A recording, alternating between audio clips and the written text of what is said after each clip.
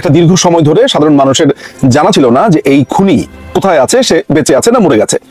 গতকালকে ইউটিউবের লাইভের ফলে এতটুকু নিশ্চিত হয়ে গেছে সে বেঁচে আছে, যদিও এটি ডালিম কিনা সেটা নিয়েও প্রশ্ন এসেছে।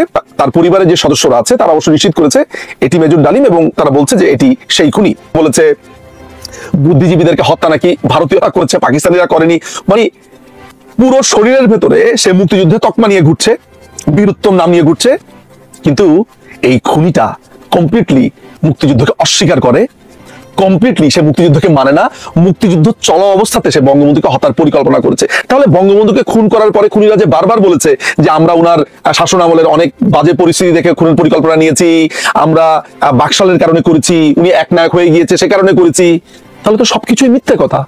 মুক্তিযুদ্ধের সময় যদি তাকে হত্যা করার পরিকল্পনা করে জিয়াউর রহমানকে কোরআন শরীফ হাতে ছুঁয়ে, তাহলে আর বাকশাল, উনি একনায়ক, এই আলাপগুলো আর কেন আসবে ভাই? যেই লোকটা মুক্তিযুদ্ধের সময় বঙ্গবন্ধুকে হত্যা করবার প্ল্যান করে, সেই লোকটা যখন তার লিখিত গ্রন্থের মধ্যে, আমি সেই বইটা দেখাচ্ছি, এই বইটার ভেতরে সে বারবার বলছে বাকশালের জন্য, রক্ষী বাহিনীর জন্য, আওয়ামী লীগের অরাজকতার জন্য বঙ্গবন্ধুকে খুন করেছে, উৎখাত করেছে, তাহলে তার আজকের গতকালকের লাইভের সাথে তার এই বইয়ের বক্তব্য কি মেলে? সে তো বলছে মুক্তিযুদ্ধের সময় প্ল্যান করেছে। তো যেই লোকটা মুক্তিযুদ্ধের সময় বঙ্গবন্ধুকে হত্যা করার প্ল্যান করে, সে বাকশালের ধোয়া তুলছে কেন? সে রক্ষী বাহিনীর ধোয়া তুলছে কেন? এই প্রশ্নটা আজকের তরুণ তরুণীরা অনুগ্রহ করে করবেন, এবং এটার জবাব আমার ধারণা আপনারা চাইবেন। বঙ্গবন্ধুর অন্যতম খুনি ডালিম, যিনি মেজর ডালিম নামে পরিচিত, যার ইতিমধ্যে ফাঁসির হুকুম হয়েছে এবং ফাঁসির দড়ি তার মাথার উপরে ঘুরছে, যে পলাতক অবস্থাতে সারা পৃথিবীতে ঘুরে বেড়াচ্ছে, সে গতকালকে ইউটিউবের একটি লাইভে এসেছিল।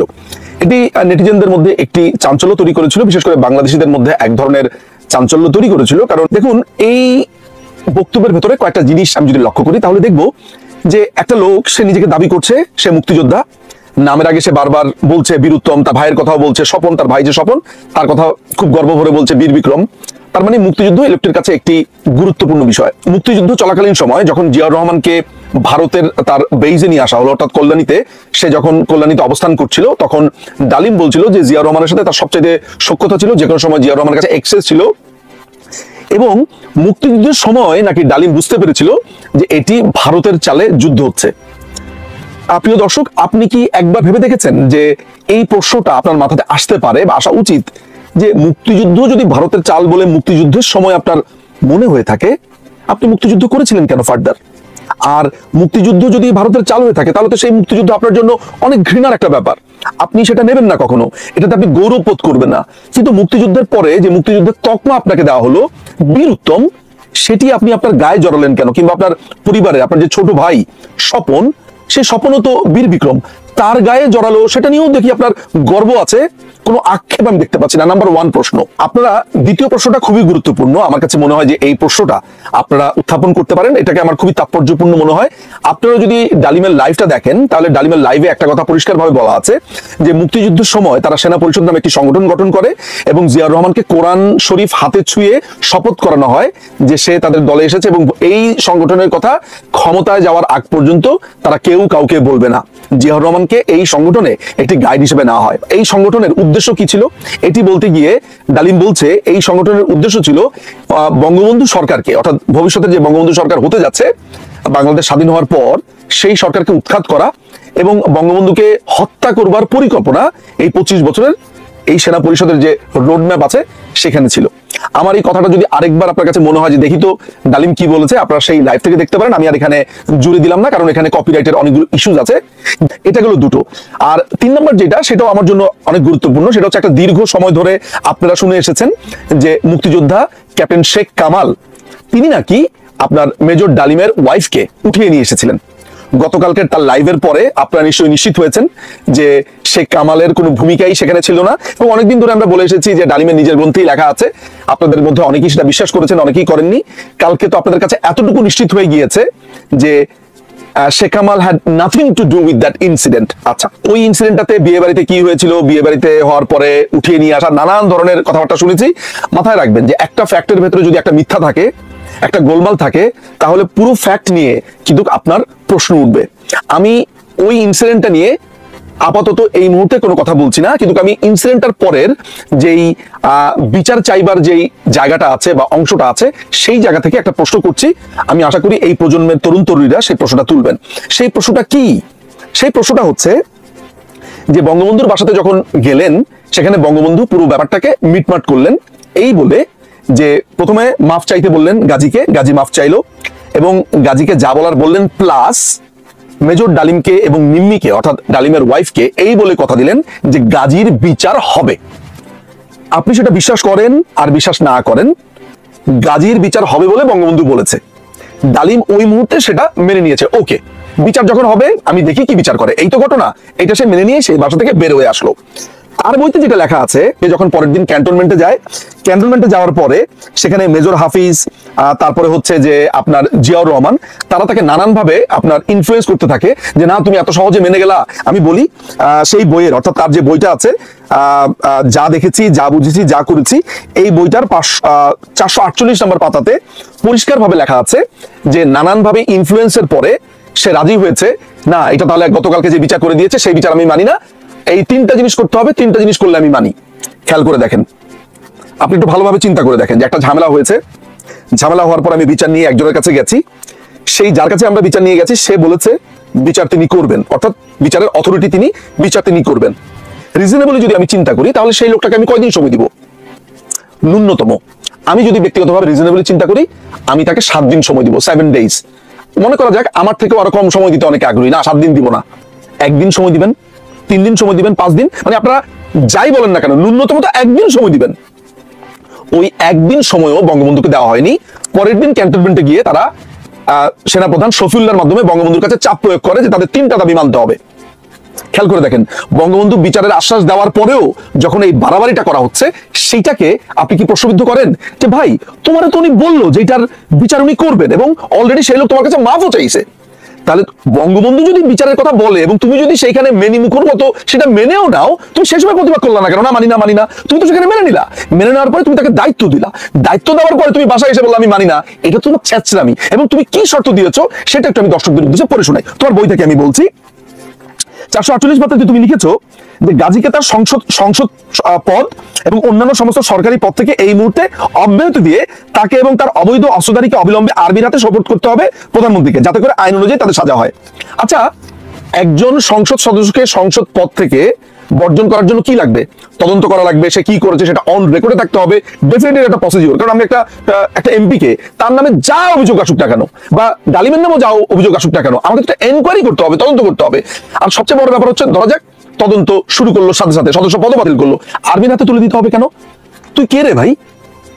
তুই কে? তুই কি দেশের পুলিশ, দেশের আইন শৃঙ্খলা? ওকে যদি তুলে দিতে হয় আমাদের পেনাল কোড আছে, পেনাল কোড অনুযায়ী তার নামে মামলা হবে, সাংসদের নামে যেভাবে আইনি ব্যবস্থা নেওয়া হয় সেইভাবে হবে। তোর হাতে তুলে দিবে কেন? তুই কি দেশের হর্তাকর্তা? তাহলে দর্শক আপনারা বুঝলেন যে তাদের দাবির মধ্যে ছিল তাদের হাতে তুলে দিতে হবে। মানে বঙ্গবন্ধুকে তারা গালমন্দ করছে, সমালোচনা করছে, নিজেরা যে গুন্ডামি করছে, মাস্তানি করছে, সেটা নিয়ে আপনি প্রশ্ন করেন। হ্যাঁ তাই তো, নিজুম ভাই তো এই প্রশ্নটা তুলেছে, ভ্যালিড প্রশ্ন। আপনার হাতে তুলে দিতে হবে, কারণ আপনার বইয়ের ভিতরে লেখা আছে। 2 নাম্বার যুক্তি, গতরাতের সমস্ত ঘটনা সব প্রচার মাধ্যমগুলোর মাধ্যমে দেশের জনগণকে অবগত করবার অনুমতি দিতে হবে প্রধানমন্ত্রীকে, অর্থাৎ সমস্ত পত্রিকার ভিতরে এটা লিখতে হবে, অনুমতি দিতে হবে। মাননীয় প্রধানমন্ত্রী বঙ্গবন্ধু শেখ মুজিবুর রহমান সেই সময় প্রচার মাধ্যমগুলোকে এইটা প্রচার করতে বাধা দিয়েছে কিনা তার বইয়ের ভিতরে এটা লেখা নাই, ফলে আমরা এটা জানি না। সবচেয়ে বড় ব্যাপার হচ্ছে একটা সাবজুডিস ম্যাটার, যেটা অলরেডি বলা হচ্ছে, যেটার বিচার হচ্ছে, সেটা প্রচার মাধ্যমগুলোতে এনে আপনার ধান্দাটা আসলে কি ছিল? ওই যে মুক্তিযুদ্ধের সময় আপনি 25 বছরের চুক্তি করেছিলেন বঙ্গবন্ধুকে মেরে ফেলবেন, সেটা ফিল্ড রেডি করছেন, তাই তো? আচ্ছা, 3 নাম্বারটা ভয়াবহ। সেটা বলছে যেহেতু গাজী আওয়ামী লীগের সদস্য, সেই পরিপ্রেক্ষিতে পার্টি প্রধান হিসেবে প্রধানমন্ত্রীকে ব্যক্তিগতভাবে মেজর ডালিম এবং তার স্ত্রীর কাছে ক্ষমা চাইতে হবে। মানে বঙ্গবন্ধু ক্ষমা চাবে ডালিমের কাছে আর ডালিমের ওয়াইফের কাছে। কেন? কারণ বঙ্গবন্ধুর দলের এক সদস্য, বঙ্গবন্ধুর দলের এক সংসদ সদস্য বা একজন ব্যক্তি বা নেতা ডালিম এবং তার ওয়াইফের সাথে অন্যায় করেছে। যদিও সেটা তদন্ত সাপেক্ষে আমরা এক পক্ষীয় শুনেছি, শুধু ডালিমের বক্তব্য শুনেছি, গাজী বেঁচে নেই, গাজীর ফ্যামিলি বেঁচে নেই, কেউ বেঁচে নেই, আমরা জানিও না আদৌ কি হয়েছে। অর্থাৎ 2 পক্ষের কথা কি আমরা শুনবো কিনা, সে যত বড় অন্যায়কারী হোক, আমরা 2 পক্ষের বক্তব্য শুনবো কিনা। কিন্তু দর্শক, আপনি কি একবারও বলেছেন আচ্ছা ডালিমের কথা শুনলাম, এবার গাজীর ফ্যামিলির কথা শুনি তো আসলে সেদিন বিয়ে বাড়িতে কি হয়েছিল? আপনারা কিন্তু সেটা শুনতে চাননি, আপনারা ডালিমের কথাই বারবার বিশ্বাস করছেন। এটা একটা অদ্ভুত একটা ব্যাপার। মানে আমি যাদেরকে দেখেছি তারা এটা মেনে নিয়েছে, আচ্ছা বুঝলাম এটা ডালিমের কথাই মনে সত্য, কিন্তু আপনার অপর পক্ষের কথা, অথচ আপনার ন্যায় বিচারের কথা বলেন, আপনার সাম্যের কথা বলেন, মানবিক মর্যাদার কথা বলেন, আপনারা সম অধিকারের কথা বলেন, সংবিধানের কথা বলেন, অথচ আপনারা 2 পক্ষের কথা শুনতে রাজি না। এখন গাজীর করা একটা অপরাধ যদি হয়ে থাকে, ধরা যাক অপরাধ হয়েছে, সেটার জন্য বঙ্গবন্ধু ক্ষমা চাইবে কেন? আর বঙ্গবন্ধু তো অলরেডি প্রচুর সাবমিসিভ হয়েছে তাদের কাছে, এই বইয়ের ভিতরে সেটা লেখা আছে।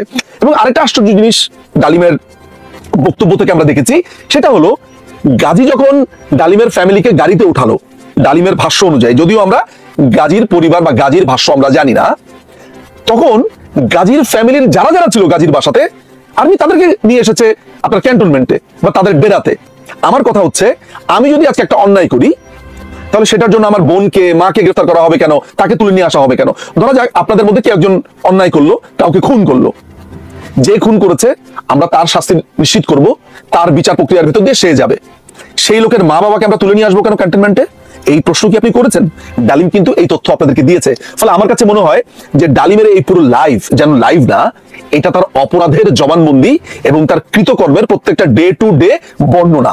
তো আপনারা এই প্রশ্নগুলো যখন করছেন, তখন আমি আপনাদেরকে একটা পাল্টা প্রশ্ন করতে চাই। যেই লোকটা বলছে যে আমি সেনা পরিষদ গঠন করেছি, এই বইয়ের ভিতরে পরিষ্কারভাবে লেখা আছে এই সেনা পরিষদ ছিল খুবই গোপন, খুবই তারা ভেতরে ভেতরে কাজ করতো, সৈনিকদেরকে তারা ইনফ্লুয়েন্স করতো, সৈনিকদেরকে তারা ইনসাইট করতো যাতে সরকারের বিরুদ্ধে কথা বলে। আচ্ছা, সেনাবাহিনীতে চাকরি করা অবস্থাতে আপনি যদি একটা গোপন সংগঠন করেন, আপনার শাস্তি কি? আপনাদের মধ্যে যারা আপনাদের ভাই বোন আত্মীয় স্বজন যারা সেনাবাহিনীর মধ্যে আছেন বা সশস্ত্র বাহিনীর মধ্যে চাকরি করেন, তাদেরকে একটু জিজ্ঞেস করবেন তো, যে যদি সেনাবাহিনীতে চাকরিরত অবস্থাতে কোনো মানুষ গোপনে সরকার উৎখাতের জন্য, বা সরকার উৎখাত না, গোপনে আরেকটা সংগঠন করে, সে সেটা করতে পারে কিনা এবং সেটার জন্য তার শাস্তি কি? ও কিন্তু অকপটে সেটা স্বীকার করছে। কখন থেকে সে সেনা পরিষদটা গঠন করেছে? মুক্তিযুদ্ধের সময় থেকে, যখনও পর্যন্ত অ্যাপারেন্টলি বঙ্গবন্ধু জেলে বন্দী, মানে বঙ্গবন্ধু জেলে বন্দী থাকা অবস্থাতে, পাকিস্তানের জেলে বন্দী থাকা অবস্থাতে তাকে অপরাধীও বানানো হলো এবং বঙ্গবন্ধুকে উৎখাতের ষড়যন্ত্র করলো। এখন আপনি আমাকে বলেন যে আমি আপনাকে কি বলবো? একটা মানুষকে আপনি দেশ শাসন করবার কোনো সুযোগ না দিয়ে তিনি বন্দী থাকা অবস্থাতে আপনি ধরে নিলেন যে তার বিচার করতে হবে, তাকে উৎখাত করতে হবে, তখনও মুক্তিযুদ্ধ চলছে। আমি আপনাদেরকে আর কি বলবো, আর কতভাবে বোঝাবো? যদি আমার মনে হয় যে ইউ আর স্মার্ট এনাফ, আমার ধারণা আপনারা এটা বুঝেছেন, এই প্রশ্নগুলো আপনারা করবেন। তার মানে সে একটা গোপন দলের সদস্য ছিল এবং সেই গোপন দলের সদস্য স্বীকার করছে। আরেকটা ইন্টারেস্টিং তথ্য আমার মনে হয় আপনাদের জন্য একটু দেওয়া প্রয়োজন, যেটা আমার কাছে